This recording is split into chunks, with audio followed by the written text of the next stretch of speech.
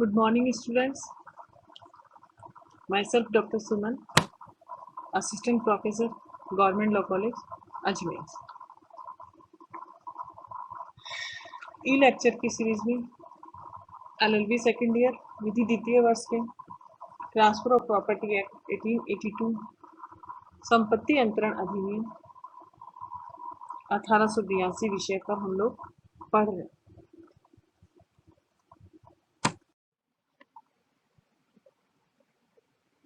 संपत्ति अंतरण अधिनियम की धारा 26 पूर्वभाव्य शर्त की पूर्ति।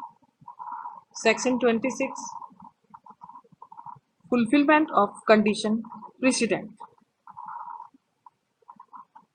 पिछले लेक्चर में हमने कंडीशंस के टाइप्स पढ़े, जिसमें प्रेसिडेंट कंडीशन सेक्शन 25 और 26 में आती है। सेक्शन 25 हमने पढ़ा, समझा। आज हम सेक्शन 26 धारा 26 पर चर्चा करें। सेक्शन 26 भी कंडीशन प्रेसिडेंट पूर्ववर्ती शर्त ही है। Section 26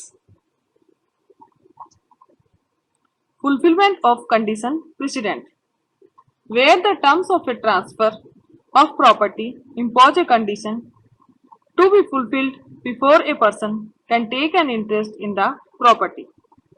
The condition shall be deemed to have been fulfilled if it has been substantially complied with. अर्थात पूर्वभाव्य शर्त में जहाँ की संपत्ति अंतरण के निबंधन कोई ऐसी शर्त अधिरोपित की जाती है जो इससे पहले कि कोई व्यक्ति उस संपत्ति में हित प्राप्त कर सके पूरी की जानी हो, वहां यदि उस शर्त का सार्थक अनुपालन कर दिया गया है तो यह समझा जाएगा कि उसने उस शर्त का पालन कर दिया है, शर्त की पूर्ति कर दी है। पिछले लेक्चर में हमने कंडीशन जब पढ़ी तो कंडीशन प्रेसिडेंट में हमने देखा कि पूर्ववर्ती शर्तें कि जब कोई भी संपत्ति मिलनी हो जिनको पूरा किया जाना संपत्ति अंतरण से पहले, या संपत्ति तब मिलेगी उस संपत्ति में हित जो जिस शर्त पे वो निर्भर करती है उस शर्त को पूरा किया जाना हो। शर्त पर निर्भर हित निसफल हो जाता है यदि शर्त की पूर्ति संभव नहीं हो। या सेक्शन 25 पे हमने देखा कि शर्त की पूर्ति विधि द्वारा निषिद्ध हो, या विधि को विफल करने वाली हो, डिफीट द लॉ, या फिर कपटपूर्ण हो, या किसी व्यक्ति के शरीर या संपत्ति को क्षति पहुंचाने वाली हो। न्यायालय जिसे अनैतिक कहता हो, इमोरल हो, पब्लिक पॉलिसी के अगेंस्ट हो, तो ऐसी शर्तों के अलावा बाकी शर्तें जिनको हमने अक्षरशः पालन न करके सार्थक अगर किसी शर्त का पालन कर दिया जाता है तो ये मान लिया जाता है कि वह शर्त पूर्ण कर दी गई। सार्थक अनुपालन। अब सवाल ये आता है कि सार्थक अनुपालन सब्सटेंशियल कॉम्प्लायंस हम किसे कहेंगे? पूर्ववर्ती शर्तों की पूर्ति संपत्ति अंतरण में हित मिलने से पूर्व की जानी है। इतना तो समझ आता है कि इनका अनुपालन किया जाना है। सब्सटेंशियल परफॉर्मेंस इनके लिए पर्याप्त है। ऐसी शर्त पूरी होने पर भी अंतरण नहीं हो पाता जो शर्त पर निर्भर है, जहां पर शर्त पूरी करना विधि द्वारा निषिद्ध हो। यदि किसी पूर्वगामी शर्त को अधिकतम संभव स्थिति तक पूरी कर लिया जाए तो उसे पूर्ण अनुपालन मान लिया जाता है। अर्थात up to maximum possible extent पूर्वगामी शर्त को पूर्ण करना माना जाता है। पूर्ववर्ती शर्तों का स्ट्रिक्ट कॉम्प्लायंस पूरा करना आवश्यक नहीं होता है। अर्थात ऐसी शर्तों का अक्षरशः पालन करना आवश्यक नहीं है। यहाँ पे कि शर्त पूरी की गई या नहीं, या संभव कोशिश की गई या नहीं, इसके लिए यह देखा जाता है कि शर्त का अनुपालन करने का प्रयास किया गया था या नहीं। शर्त पालन के लिए किए गए प्रयास यथाशक्ति पूरे किए जा सकते थे।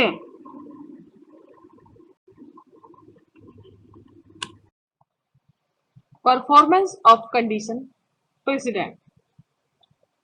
If the condition precedent is good, it is enough for the purpose of effecting the transfer of property.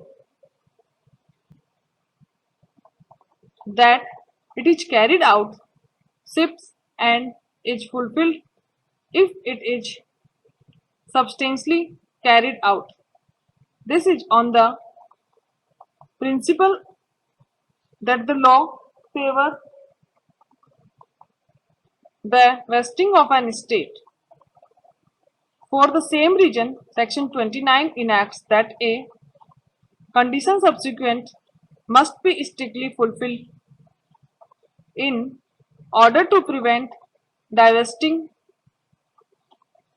of an estate which has vested. अर्थात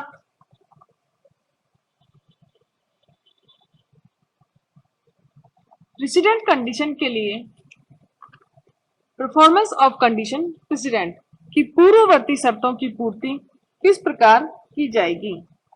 पूर्ववर्ती शर्तें जिन शर्तों को पूरा करने पर ही, ऐसी शर्त पूरी होने पर ही अंतरण होगा, लेकिन शर्तें ऐसी होंगी जो पूरी करने लायक होंगी, अर्थात ज्यादा से ज्यादा उन शर्तों की पूर्ति कर ली जाएगी। ऐसी शर्तों में सब्सटेंशियल परफॉर्मेंस सार्थक अनुपालन पर्याप्त है। Substantial must be strictly fulfilled in order to prevent. सार्थक अनुपालन उसको शर्त को पूर्ण बना देता है, बशर्ते शर्त की पूर्ति असंभव नहीं होनी चाहिए, फॉरबिडन बाय लॉ, विधि द्वारा निषिद्ध नहीं होनी चाहिए।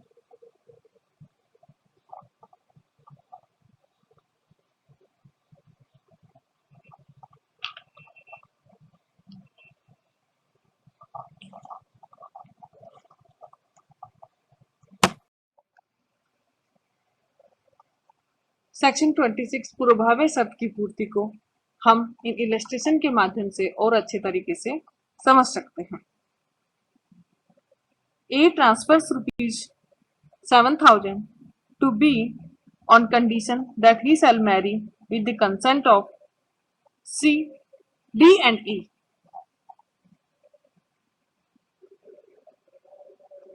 E dies. B marries with the consent of C and D.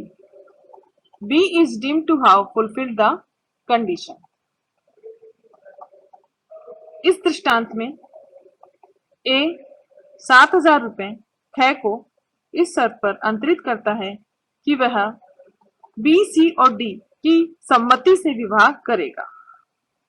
अब अगर D की डेथ हो आती है तो A जो बचे हुए व्यक्ति हैं B, C उनकी कंसेंट से अगर मैरिज करता है तो यह समझ लिया जाएगा कि उसने शर्त की पूर्ति कर दी, अर्थात यहाँ पे शर्त का अक्षरशः पालन नहीं हुआ है, सब्सटेंशियल कंडीशंस की पूर्ति हुई है, अर्थात सार्थक पालन किया गया है, क्योंकि शर्त की पूर्ति बी की डेथ होने के कारण असंभव हो गई है, जबकि जो बचे हुए व्यक्ति हैं जिनके ऊपर पूर्ववर्ती शर्त निहित है उनसे उसने कंसेंट ली है, अर्थात यह मान लिया गया कि शर्त की पूर्ति कर दी गई है।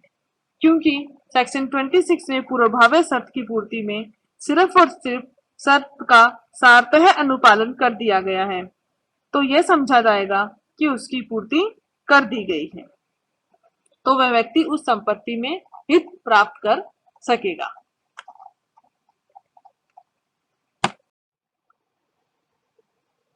Second illustration.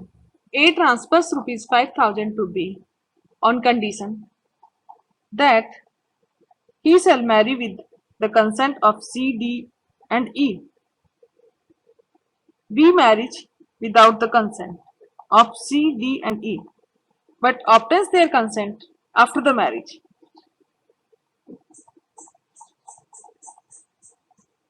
यहाँ पर इस दृष्टांत में हम ये समझेंगे कि सब्सिक्वेंट जब पालन नहीं होता है तो क्या होता है?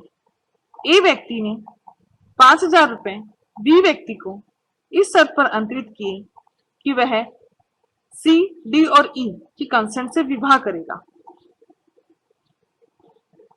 यहाँ ए बिना सी, डी और ई की कंसेंट से मैरिज कर लेता है।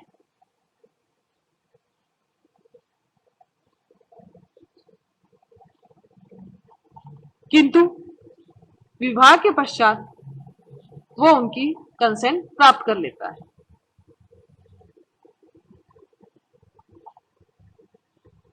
But obtains their consent after the marriage.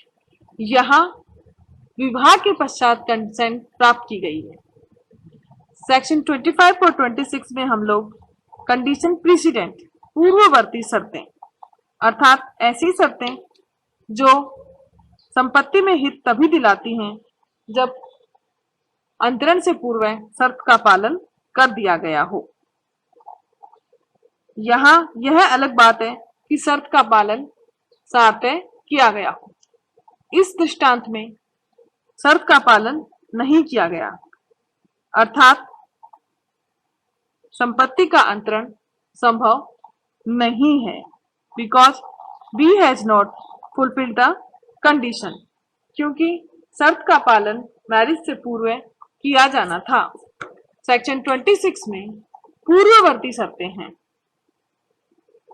न कि पश्चातवर्ती शर्तें, अर्थात मैरिज से पूर्व शर्त का पालन किया जाना आवश्यक था।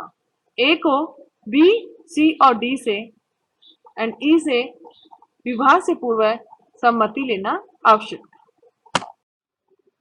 यहाँ हमने दोनों दृष्टांत में यह समझा, पहले दृष्टांत में देखा कि शर्त का पालन पूर्व में कर दिया गया, अर्थात पूर्ववर्ती शर्त या सेक्शन 26 के अनुसार कंडीशनल सब्स्टिट्यूएंट सार्थक अनुपालन उस शर्त का कर दिया गया, जबकि दूसरे दृष्टांत में शर्त का अनुपालन नहीं किया गया, क्योंकि शर्त जो है वो पूर्ववर्ती थी, ना कि पश्चातवर्ती। तो बाद में कंसेंट प्राप्त करना हित को निसफल कर देता है। नेक्स्ट लेक्चर में हम लोग सेकंड कंडीशंस अर्थात पश्चातवर्ती शर्तें उन पर चर्चा करेंगे। थैंक्स, धन्यवाद।